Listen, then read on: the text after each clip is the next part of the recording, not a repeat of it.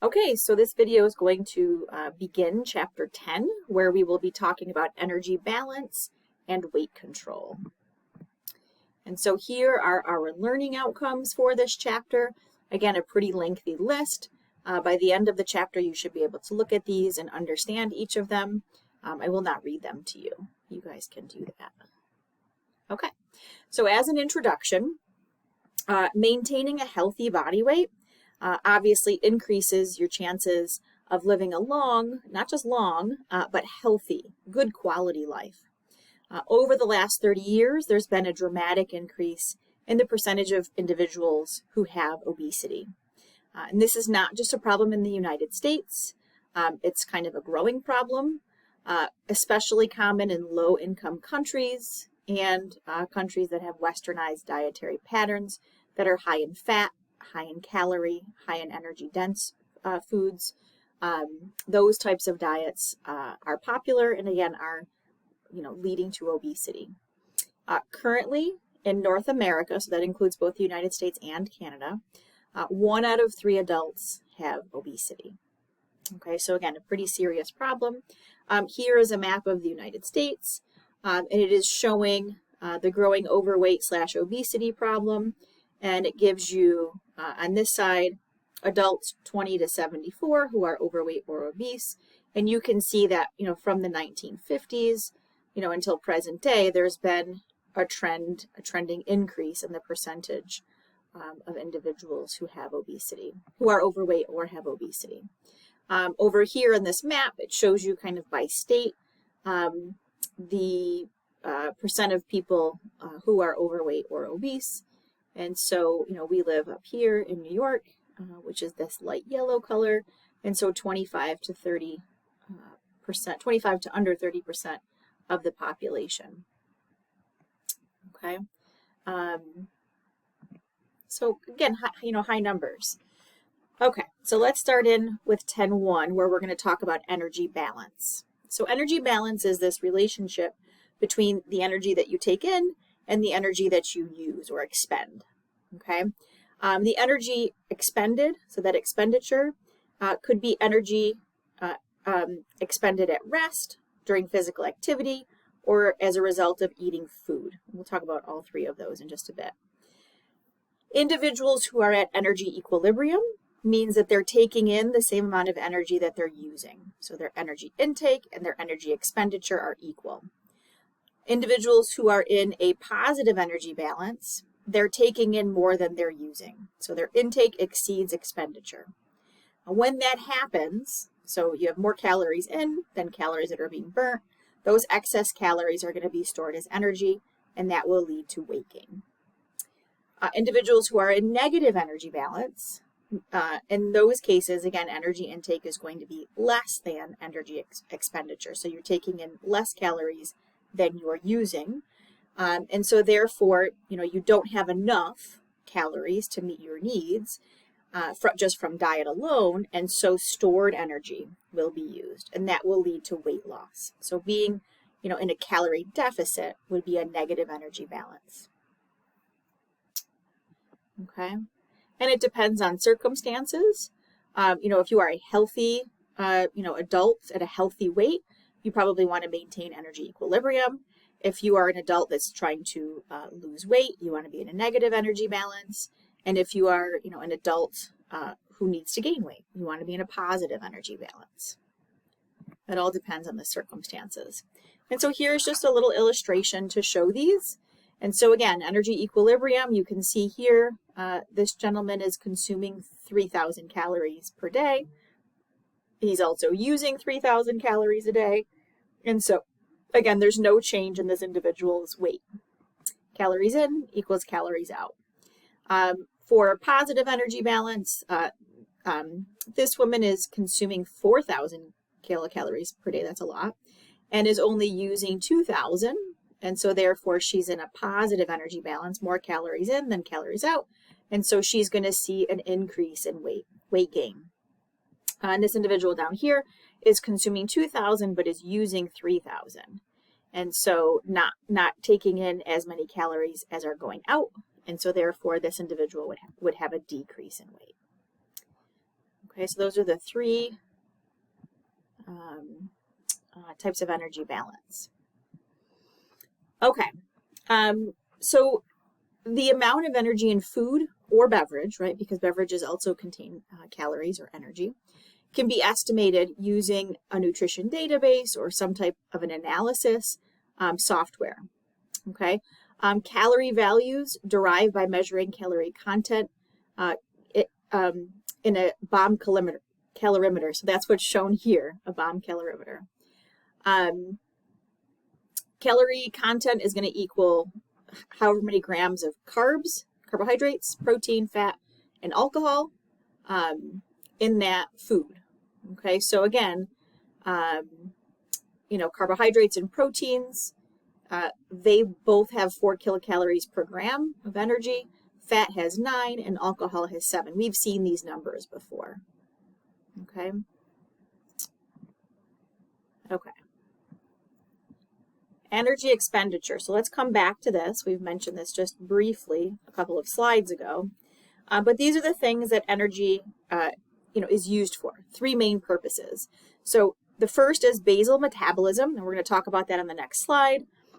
This is going to take up most of the energy expenditure. So most of the calories that you take in will be used on basal metabolism. The second is physical activity, which again is kind of obvious, but we'll talk about that. The third is the thermic effect. Okay, and so this is going to be due to metabolism of food, so digestion, absorption, and processing of ingested nutrients. And then a minor use of energy is what's called thermogenesis. This is the energy expended during fidgeting or shivering. Okay, and again, we'll come back to that. Okay, so let me just point out on the scale here. So again, intake of calories comes from food. So again, alcohol has 7 kilocalories per gram, proteins and carbs are both 4, and fats are going to be 9. And then again, your output, what are those calories spent on or used for? Basal metabolism, thermal effective food, physical activity, and then thermogenesis. Okay, so let's talk about the outputs. So the first one is basal metabolism. So we all have what's called a basal metabolic rate, or a BMR. This is the minimum amount of energy expended in a fasting, so it's 12 hours or more, to keep a resting, awake body alive in a warm, quiet environment. Okay, so this is just like the baseline energy required to keep you alive. It is the energy expended to maintain this basal or resting functionings of the body. Okay, what does that include? The beating of your heart, breathing, activities of other organs. Okay, that's all going to be included in this basal metabolic rate. Again, it is the highest proportion out of those things that energy is used on. It takes up about 60 to 75% of your energy output per day. Okay. 2 things that I want to point out is the individuals who have a greater amount of lean tissue mass, so more muscle, are going to have higher basal metabolic rates. So the more lean tissue you have, the higher your basal metabolic rate will be. And also, basal metabolic rate naturally decreases with age. I think it's over 30. Okay. All right, so let's do some calculating. So again, basal metabolic rate, in short, we call it BMR. It's expressed as the number of calories burned per unit time. Okay, and we usually want to express this per day. And so for rough estimates, these are the numbers that we use. So for women, women burn about 0.9 kilocalories per kilogram per hour. Okay, so you have to know the weight of a person. And again, this will give you an hourly rate. And then we usually multiply that by 24 to get, calorie burnt per day. Men is a little bit higher. And so again, that's going to be 1 kilocalorie per kilogram per hour. Now, these are rough estimates. Again, it is going to vary among individuals. So at the bottom of the slide, I tell you, it can vary 25 to 30% among individuals. So just kind of keep that in mind. here's an example. We have a 150-pound female. The first thing we have to do is we have to convert the pounds to kilograms because that's the units in our formula. And so very simply, we've done this before in previous chapters, we will take the pounds, and so 150 pounds divided by 2.2, that's the magic number, and we end up getting kilograms. Okay, so 150 divided by 2.2 is 68. Okay, so a 150-pound woman weighs 68 kilograms. So there was that conversion. And now we simply, again, use the formula up here. So for women, again, it's 0.9 kilocalories per kilogram per hour.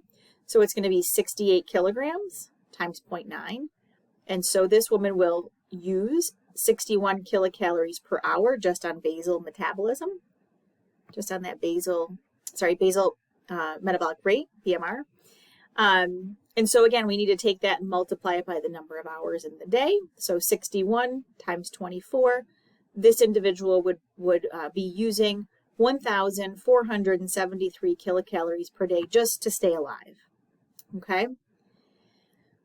Again, women, it's going to be 0.9, and men, it's going to be 1. These are estimates, and it can vary. Okay, so, we say that it can vary. What types of things affect BMR? So number one, these on the left-hand side, we have things that will increase BMR, so make that rate higher. And then on the right, we have items that will decrease BMR. And so having greater muscle mass, that's probably the most important thing on this list. The more muscle you have, the higher your basal metabolic rate will be. Larger body surface area. So individuals who are taller are going to have higher BMRs. Biological sex. So again, males are typically higher than females. Body temperature. So individuals who have a fever, our BMR goes up when we have a fever. Environmental temperature, both hot and cold, will cause an increase. High thyroid hormone levels will cause an increase. Stress. Growth stages in life. So, adolescents and teens, will have a higher BMR than adults. Caffeine and tobacco use will increase BMR, and also recent exercise. Okay, so your BMR goes up, after you exercise. Again, on the right, these are things that decrease your BMR. So hypothyroidism, which is a low production of thyroid hormone, that's going to decrease BMR. Individuals who are restricting calories, so fasting, starvation, BMR goes down. This is the conservation of energy model. So if your body is getting a low number of calories or a lower number of calories, it will, try to conserve energy and not use the same level of energy. And then again, less body surface and lower muscle mass is going to cause a decrease. And then again, aging. So after 30, BMR tends to drop. Okay, so that's BMR. We're going to go on to physical activity and the thermic effect of food, and then we'll end with thermogenesis. So physical activity, we know what that is. So BMR is our resting state, the energy needed to stay alive during a resting state. Physical activity is going to be when you're doing movement. So it's the energy that's going to drive movement. Physical activity can increase energy expenditure above basal metabolic needs as much as 25 to 40%. Okay, depending on how much physical activity is being done. Activity involving moving large muscle groups and more parts obviously require more energy, and so that percentage will go up. There has been an increase in obesity rates. We talked about that on one of the first slides. One of the factors that has been scientifically shown to have caused this increase in obesity is in part by inactivity. We are less mobile than we were, in the 1950s. Okay, and then the thermic effect of food. This is pretty easy. This is just the energy that our bodies use to actually digest, absorb, transport, store, and break down food. It takes more energy to process proteins and carbs than it does fats. This accounts for a pretty low amount of energy expenditure, only about 5 to 10% of total energy expenditure.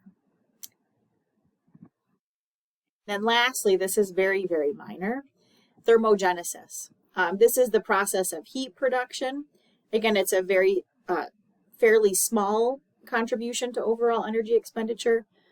It can be considered the amount of energy lost as heat. So every metabolic process happening inside of you is going to result in some heat production, and that heat gets lost from the body.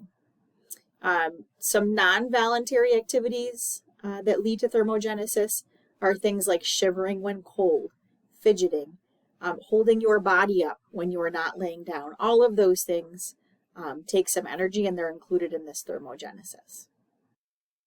Okay, and that's the end of 10.1. We'll start the next part in the next video.